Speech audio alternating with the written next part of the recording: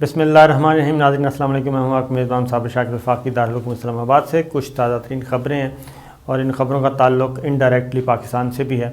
اور اس کی وجہ یہ ہے کہ جنگ کے بادل منڈلا رہے ہیں،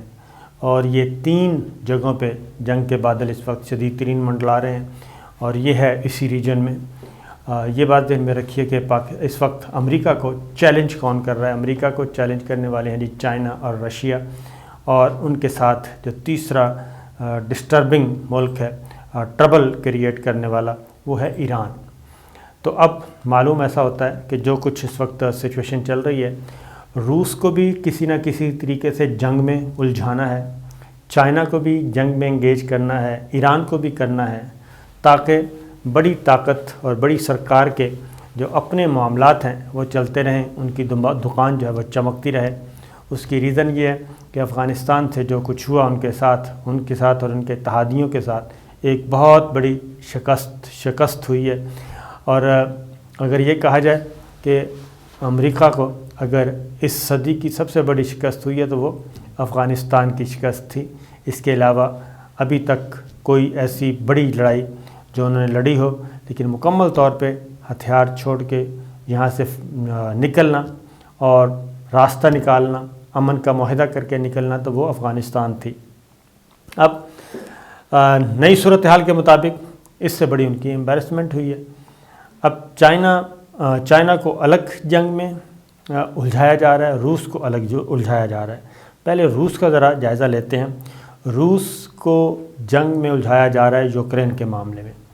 یوکرین روس کا ایک ہمسایہ ملک ہے، اور جب سوویت یونین تھا، متحدہ سوویت یونین، اس خاص طور پہ جب افغانستان سے شکست ہوئی رشیا کو افغان جنگ میں، تو اس کے بعد بہت ساری ریاستیں الگ ہو گئی تھیں. ان میں ایک یوکرین تھی، اور یوکرین کو بھی رشیا نے آزادی دے دی. یوکرین جو ہے وہ یورپ میں ہے، اور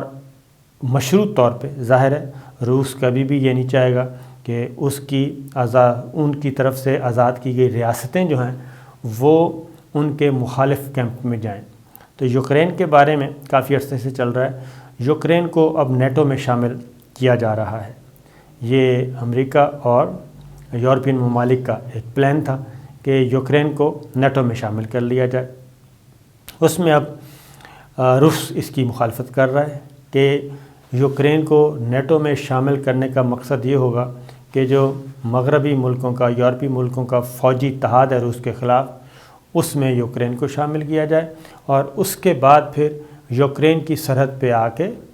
روس کے جو مخالف ملک ہیں، یعنی کہ یورپی یونین والے، نیٹو والے، وہ روس کی سرحد پہ آ کے بیٹھ جائیں گے، اور ان کو روکنے والا کوئی نہیں ہوگا. یہ ایک بنیادی سادہ سا ایک پوائنٹ ہے جس کی وجہ سے معاملات خراب ہو رہے ہیں. ایک طرف مذاکرات ہو رہے ہیں، مذاکرات میں انگیج کیا جا رہا ہے، دوسری جانب فوجی مشقیں ہو رہی ہیں، اور فوجیں جو ہیں وہ جنگی تیاریاں کر رہی ہیں. تیسری جانب اپنے غیر ملکی سفارت خانے کے اہل خانہ کو اور غیر ملکی سفارتکاروں کو یوکرین سے نکالا جا رہا ہے. الارمنگ سچویشن ہے. سب سے پہلے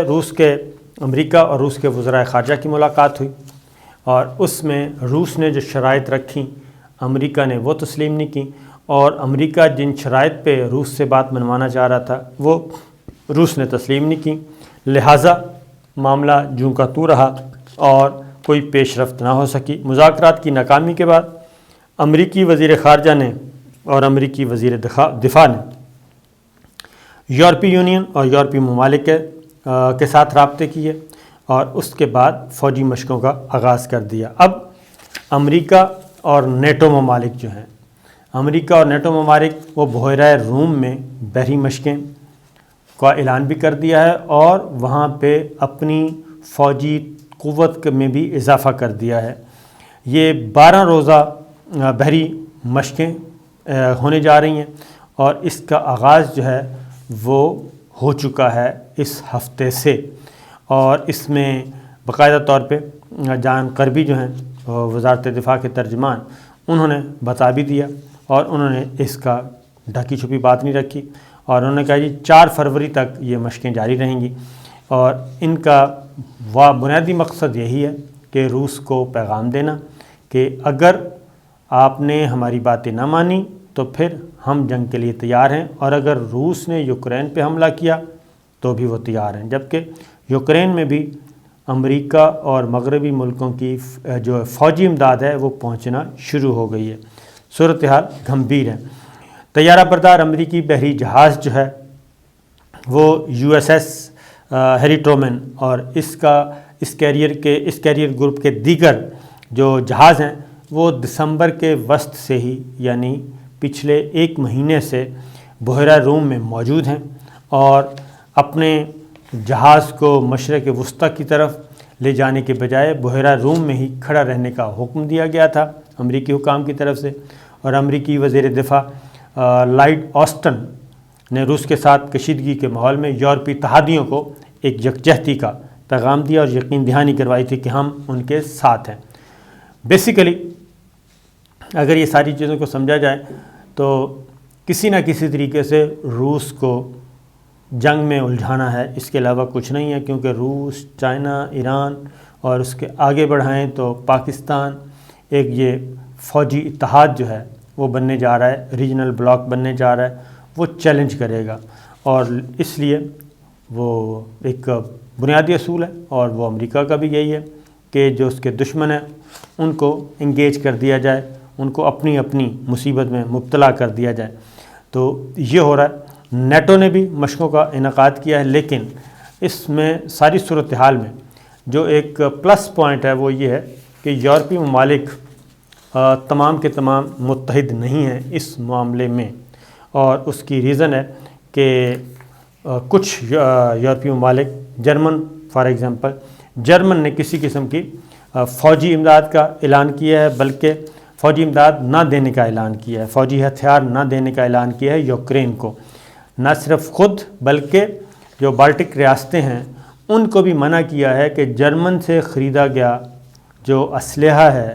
یہ بالٹک ریاستیں جو ہیں وہ نہیں دیں گی یوکرین کو، تاکہ وہ روس کے خلاف نہ لڑ سکے۔ اس پہ ایک اور چیز بھی آپ کو بتا دوں کہ دوسری جو ایک تو میں نے بتایا امریکہ اور نیٹو کی فوجی مشقیں چل رہی ہیں، ایران، چین اور روس کی مشقیں بھی، بحری مشقیں جو ہیں، فوجی بحری مشقیں وہ بھی ہو رہی ہیں، اور وہ بھی پیچھے ہٹنے کے لیے تیار نہیں ہیں۔ یہ 17,000 مربع کلومیٹر کے علاقے میں یہ ہو رہی ہیں۔ اس میں پاسداران انقلاب اور چین اور روس،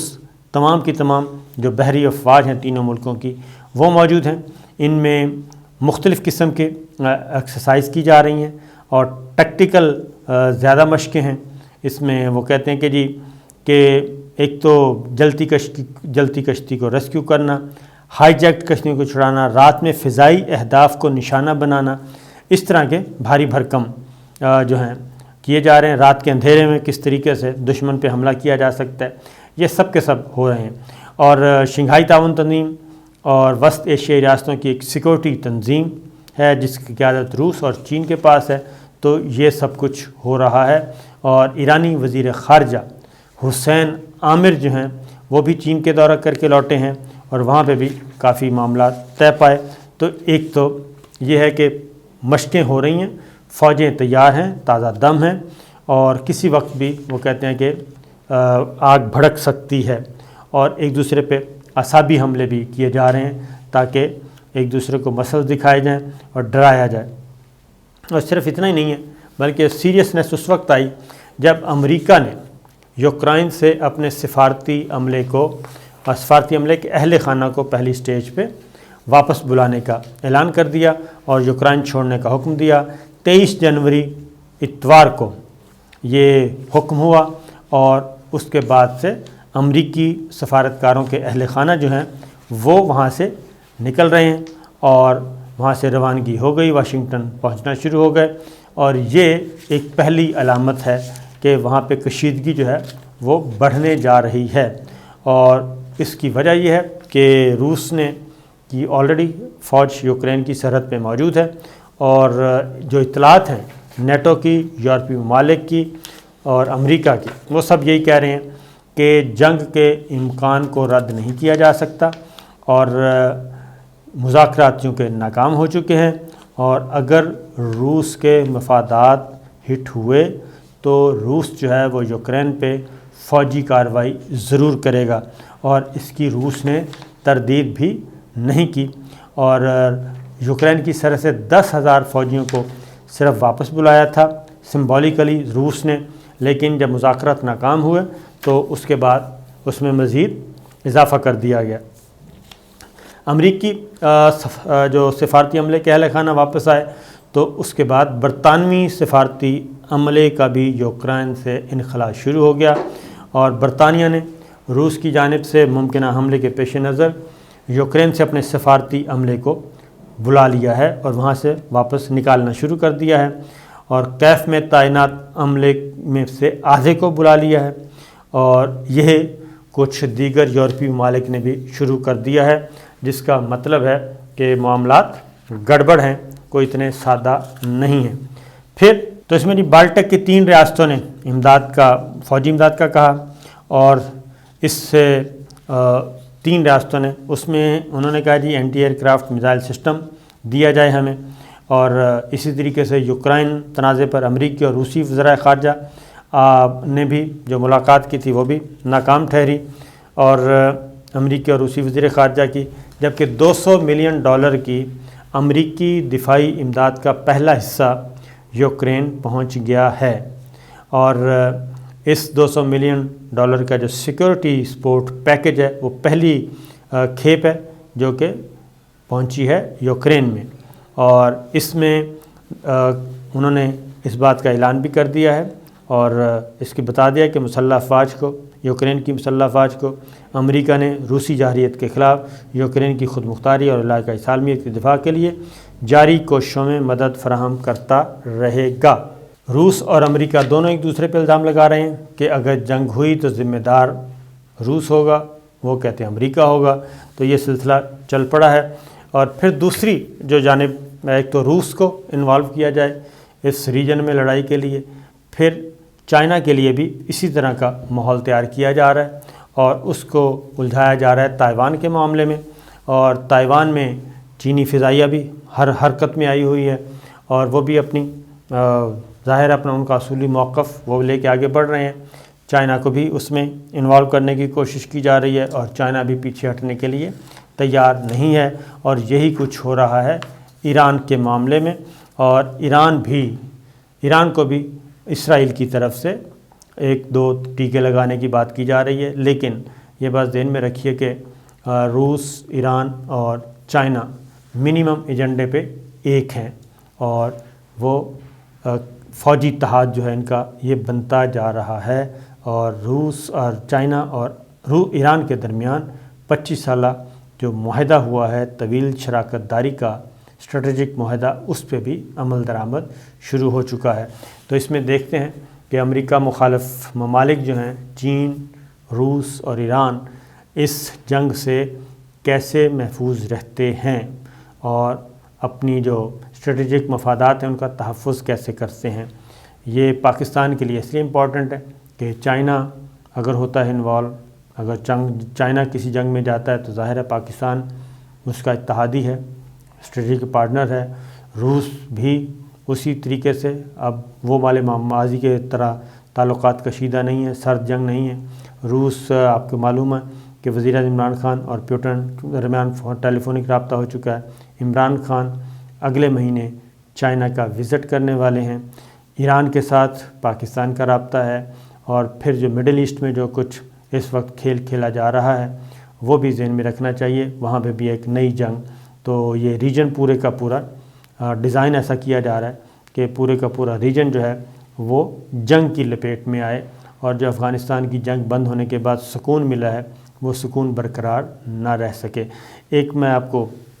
خبر دے دوں، جرمنی نے واضح طور پہ ایک سٹینڈ لیا ہے جی، اور جرمنی نے اسٹونیا کو بھی واضح طور پہ خبردار کیا ہے کہ اس سے خریدا ہوا ہتھیار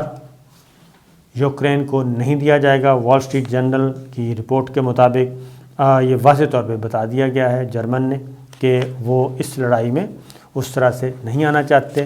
جبکہ نیٹو کے دیگر اتحادی جو ہیں برطانیہ، پولینڈ، یوکرین وہ ہتھیاروں کی براہ راست فراہمی پر اتفاق کرتے ہیں، لیکن جرمنی میں ایسا کرنے سے انکار کر دیا